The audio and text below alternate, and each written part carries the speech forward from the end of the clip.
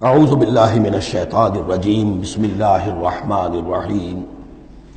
فلعلک باخع نفسک علی آثارہم، تو اے نبی شاید کہ آپ اپنے آپ کو ہلاک کر لیں گے ان کے جو اثرات پڑنے والے ہیں،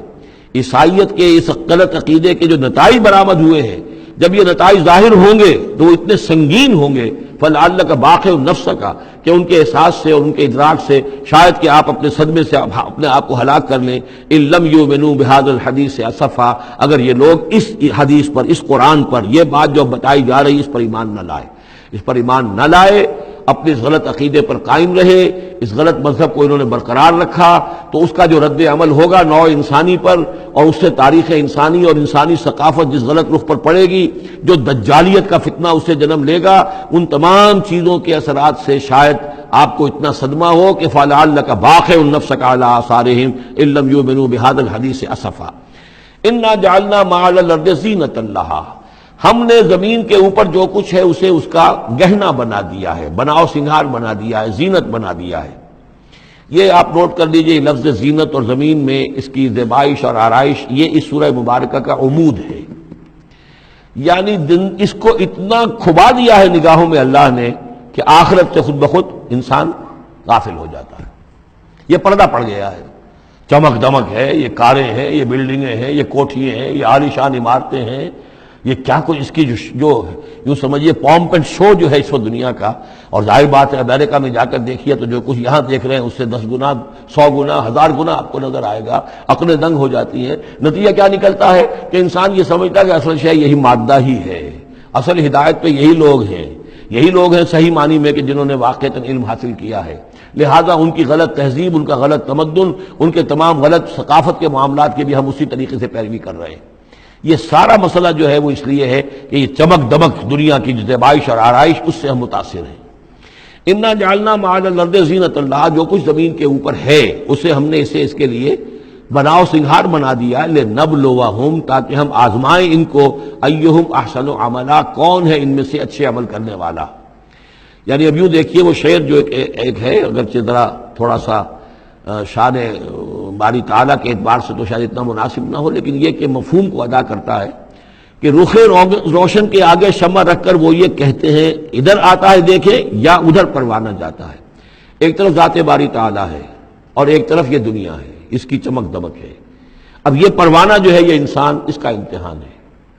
آیا یہ اللہ اور آخرت کی طرف جا رہا ہے یا دنیا کی طرف اور دنیا کی زیبائش اور آرائش کی طرف جا رہا ہے۔ جو زیبائش اور آرائش کی طرف چلا گیا وہ گیا، وہ تباہ و برباد ہو گیا، فقط خسر خسرانا مبینا۔ اور جس نے اس دنیا کی زیبائش اور آرائش اس سے منہ موڑ کر وہ جو حقیقت،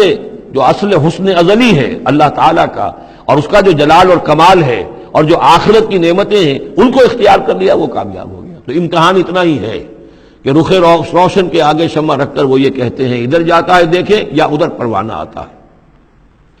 وَإِنَّا لَجَاعِلُونَ مَا عَلَيْهَا صَعِيدًا جُرُزًا، اور یہ کہ جو کچھ بھی اس پر ہے ہم ایک وقت آئے گا کہ اس کو بنا کر رکھ دیں گے جیسے کہ میدان جس میں سے کہ فصل کاٹ لی گئی ہو۔ جب قیامت ہوگی کیا ہوگا یہاں پر، اسی زمین کو نہ یہاں پہ کوئی وہ پہاڑ رہ جائیں گے، کوٹ کوٹ کر چپٹی کر دی جائے گی، نہ یہ آپ کے پاس جو ہے وہ اسکائی اسکریپرز رہ جائیں گے، نہ یہ اعلیٰ شان عمارتیں ہوں گی، کچھ نہیں ہوگا۔ یہ سب برابر ہوگا جیسے کہ کسی کھیت کے اندر سے فصل کاٹ دی جاتی ہے تو اب وہ پڑا ہوتا ہے ویران۔ وَإِنَّا لَجَاعِلُونَ مَا عَلَيْهَا صَعِيدًا جُرُزًا، ہم اسے کر کے چھوڑیں گے ایسا کھیت کہ جہاں پر چورا پڑا ہوا ہو، صرف بچا کھچا جو ہے وہ اس کا توڑی کا، اور کچھ نہ ہو۔ ام حسبت ان اصحاب الکہف والرقیم کانوا من آیاتنا عجبا، اب یہاں سے اصحاب کہف کی بات شروع ہو رہی ہے، کیونکہ پوچھوایا تھا یہودیوں نے اصحاب کہف کون تھے۔ کیا تم سمجھتے ہو کہ اصحاب الکہف والرقیم، رقیم جو ہے ان کی تختی تھی ایک جس کے اوپر ان کے حالات لکھ کر، جو ان کے ایک جو کہف تھی ان کی غار جو تھی اس کے اوپر لگا دی گئی تھی، تو انہیں اصحاب الکہف بھی کہتے ہیں، اصحاب الرقیم بھی کہتے ہیں، یہ دونوں انہیں ایک ہی گروہ کے نام ہیں۔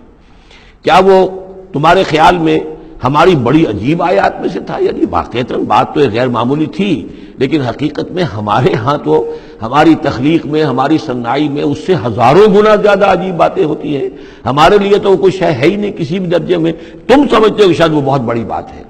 یہ سابق کہف کا جو قصہ ہے، اب میں سمجھتا ہوں کہ پورے وثوق کے ساتھ ہم کہہ سکتے ہیں کہ یہ قصہ کیا تھا۔ دیکھیے جب حضرت مسیح علیہ السلام آئے ہیں تو یہ پورا علاقہ جو ہے فلسطین کا اور یہاں پہ جو آپ نے تبلیغ کی ہے تو یہ اس وقت رومن امپائر کا ایک حصہ تھا. اگرچہ مقامی طور پر ایک لوکل بادشاہ جو تھا یہودی وہاں پر حکومت کر رہا تھا، لیکن وہ پپٹ تھا، اصل میں تو حکومت جو تھی رومیوں کی، جو رومی تھے بت پرست. اور اس کے بعد چونکہ انہوں نے بغاوت کی، حضرت مسیح تو اٹھا لیے گئے سن 30 عیسوی کے آس پاس یا 33 عیسوی کے آس پاس، لیکن اس کے بعد جو ہے ان یہودیوں نے بغاوت کی رومیوں کے خلاف، جس کے نتیجے میں سن 70 عیسوی میں ٹائٹس رومی نے تو ان کی حکومت بھی ختم کی اور بیت المقدس کو برباد کیا، یروشلم کو تباہ کیا، 1,33,000 یہودیوں کو قتل کیا اور ان کو بھیج دیا، نکال دیا وہاں سے باہر. اس وقت کا معاملہ یہ ہے کہ اب کوئی اکے دکے جو بھی رہ جاتے تھے یہاں پر، کوئی یہودی یا عیسائی، یہودیوں کو تو نکال دیا، عیسائی رہ گئے، لیکن عیسائیوں پر بھی بہت ظلم ہوتا تھا. یہ موحد تھے، حضرت عیسیٰ کے ماننے والے، وہ بت پرست تھے. تو اس زمانے میں کہیں بادشاہ کوئی تھا ڈیسیس یا دقیانوس جس کو کہتے ہیں، اس کے زمانے میں کچھ جو عیسائی تھے حضرت عیسیٰ پر ایمان رکھنے، آج کے عیسائیوں پر قیاس نہ کیجئے، جو نصارہ تھے حضرت عیسیٰ کو ماننے والے جو موحدین تھے، ان میں سے کچھ نوجوانوں کی پیشی ہوئی بادشاہ کے دربار میں. انہوں نے کہا کہ تم اپنے نئے دین سے اگر باز نہیں آؤ گے، اتنے دن کی مہلت تمہیں دی جا رہی ہے تو تمہیں سولی چڑھا دیا جائے گا، بس مہلت دی جا رہی ہے، جاؤ غور کر لو، سوچ لو. ان لوگوں نے آ کر سوچا کہ اب نہ تو ہمارے لیے یہ ممکن ہے کہ ہم مقابلہ کر سکیں، چلو کسی غار میں چھپ جاتے ہیں، دیکھیں اللہ تعالیٰ کیا کرتا ہے ہمارے لیے. وہ ایک غار میں جا کر چھپ گئے، اور غار میں جا کر چھپے ہیں تو اللہ نے انہیں وہاں پر سلا دیا، موت تاری نہیں کہ سلا دیا. اللہ کروٹ بھی بدلواتا رہا، ان کے لیے سارا کچھ بندوبست کیا، اللہ کی قدرت میں تھا. حضرت عزیر کو 100 برس کے لیے مار دیا تھا، موت کے بعد ان کو دوبارہ زندہ کر دیا. لیکن یہ کہ ان کا معاملہ یہ ہے کہ ان کو وہاں پر جو ہے تقریباً 300 برس یہ وہاں پر پڑے رہے اس غار کے اندر. غار کی شکل کچھ خاص ایسی تھی کہ ادھر آنا جانا لوگوں کا تھا ہی نہیں. اور یہ ہے جو موجودہ ترکی کے علاقے میں شہر ایفسس ہے ایک، اس کے آس پاس ہیں اس طرح کے غار، جیسے اجنٹا کے غار ہندوستان کے مشہور ہیں، ایسے ہی وہاں بھی غاروں کا سلسلہ ہے. اور ہیں بھی وہ ایسے کہ ان کے دہانے جو ہیں وہ ہے شمال کی جانب، تو دھوپ ان میں براہ راست نہیں جاتی، صرف یہ کہ ریفلیکٹڈ لائٹ تو آتی ہے لیکن یہ کہ براہ راست دھوپ نہیں جاتی. تو ایک طرح کا اندھیرا سا اس کے اندر، ٹوائی لائٹ جسے آپ کہہ لیں، وہ رہتا ہے سارا دن. وہاں پر یہ 300 برس تک سوتے رہے. اس 300 برس کے عرصے میں یہ ہوا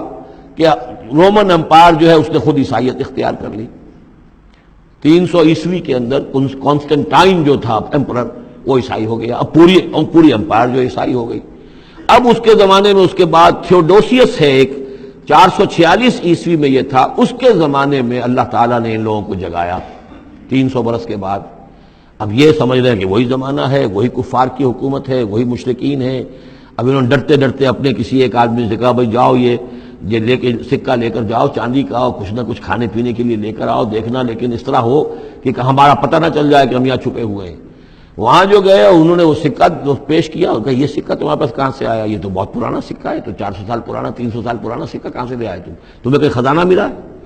بہرحال اس حوالے سے اب وہ جو ہے وہ پکڑے گئے. ان کی حالت جو ہے وہ جو بات سامنے آ گئی، لیکن جب بات سامنے آ گئی تو اب ان کا تو بہت یعنی وہ عزت کی گئی، اس لیے کہ اب تو جو ان کا مذہب تھا در حقیقت پوری مملکت کا مذہب وہی ہو چکا تھا، تو صورتحال تو تبدیل ہو چکی ہے.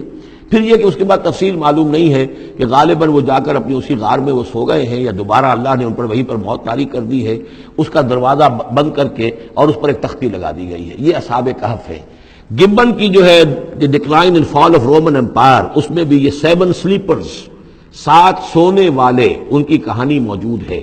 یہ چیز جو ہے گویا کہ رومن لٹریچر کے اندر موجود تھی، اس کا جو ذکر موجود تھا، اور قرآن مجید میں یہ امتحاناً سوال کیا گیا حضور سے، تو اس کا جواب دیا گیا کہ یہ 300 برس تک کچھ لوگوں کو سلا دینا یہ اللہ تعالیٰ کے نزدیک تو کوئی بڑی بات نہیں ہے، تمہارے نزدیک. ام حسبت ان اصحاب الکہف والرقیم کانوا من آیاتنا عجبا اذ ابى الفتية الى الكهف، جبکہ وہ نوجوان آئے اپنے اس غار میں، فقالوا، اور انہوں نے کہا ربنا آتنا من لدنک رحمتا، پروردگار اب خاص اپنے خزانہ فضل سے ہمارے لیے رحمت کا بندوبست فرما، وہیئ لنا من امرنا رشدا، اور ہمارے لیے ہمارے معاملے کے اندر جو ہے وہ کوئی عافیت کا بندوبست فرما. فضربنا علی آذانہم، تو ہم نے تھپکی دے دی ان کے کانوں پر، فی الکہف سنین عددا، اسی وہ غار کے اندر جو ہے وہ سوتے رہے کئی سال. ابھی یہاں اس بات کو نہیں چھیڑا کتنے سال، سنین عددا، متعدد سال وہ سوتے رہے. ثم بعثناہم، پھر ہم نے انہیں اٹھایا. لنعلم ای الحزبین احصیٰ لما لبثوا امدا، تاکہ ہم دیکھیں کہ دو گروہوں میں سے کس کو صحیح معلوم ہے کہ کتنے عرصے وہ وہاں رہے تھے۔ اس کا ذکر آگے آ جائے گا، دو گروہوں سے مراد کیا ہے۔ صدق اللہ العظیم۔